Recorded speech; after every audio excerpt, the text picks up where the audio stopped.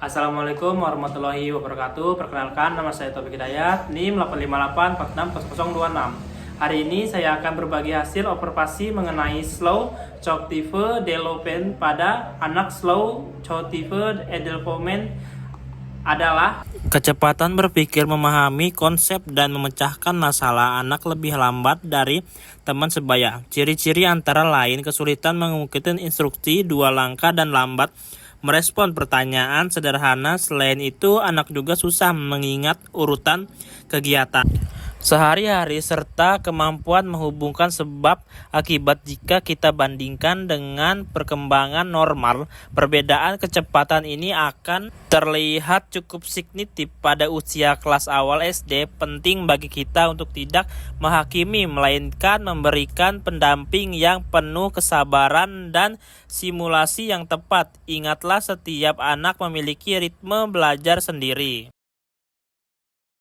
Selamat siang, Ibu. Siang. Saya Taufik Hidayat dari UT Samarinda sedang melakukan tugas observasi mengenai perkembangan kognitif anak, di mana saya ingin menginformasikan mengenai salah satu murid Ibu yang bernama Akbar, yang menurut pengamatan saya anak tersebut menunjukkan beberapa tanda perkembangan kognitif yang lambat dia bandingkan teman seusianya. Semua informasi akan digunakan untuk menunjukkan akademi dengan dijaga keberhasilan. Apakah Ibu bersedia? Iya, saya bersedia. Baik, kita lanjutkan. Ibu memasukkan sesi pertamanya.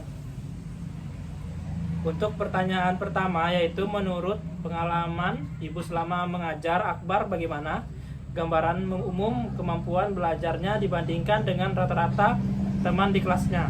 Untuk kemampuan belajar Akbar itu di bawah rata-rata teman-temannya. Akbar ini sangat membutuhkan waktu yang lebih lama untuk memahami materi yang saya berikan. Baik, kita lanjutkan pertanyaan berikutnya. Jika Ibu berikan instruksi lisan yang terdiri dari 3 langkah, misalnya ambil buku halaman 10 lalu kerjakan soal nomor 1, bagaimana respon Akbar, Bu? Apakah ia mampu melakukannya? Kalau melakukan instruksi tersebut, jika disuruh buka buku itu bisa. Tapi apabila kita sering suruh menulis halaman sekian, nah dia ini masih sulit karena dia ini memang tipikal anak yang belum mengenal huruf. Ketika Akbar menemui kesulitan dalam mengajar soal misalnya membaca, apakah berusaha mencari jalan ke lurusnya sendiri atau langsung menyerah atau menunggu bantuan dari Ibu? Akbar itu jika dia mengalami kesulitan selalu membutuhkan bantuan dari ibu guru. Jadi menunggu ibu guru. Setelah itu dia juga bisa mengerjakan. Nah, kita mesti mendampingi. Jika dia mengerjakan, harus mendampinginya.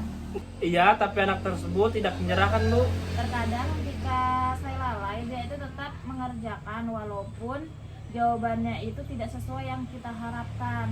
Jadi di sini dia itu pantang menyerah, tetap maunya berusaha.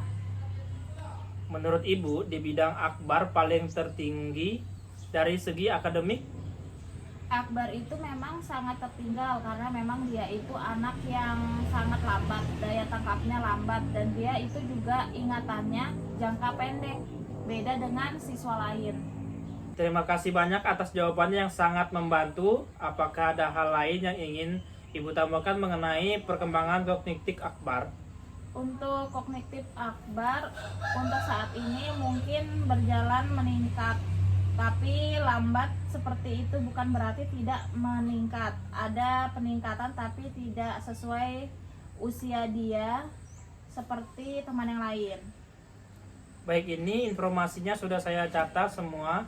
Saya mohon izin Ibu jika suatu saat ingin mengubahnya. Ibu terima kasih atas waktunya dan kerjasamanya. Baik, sama-sama.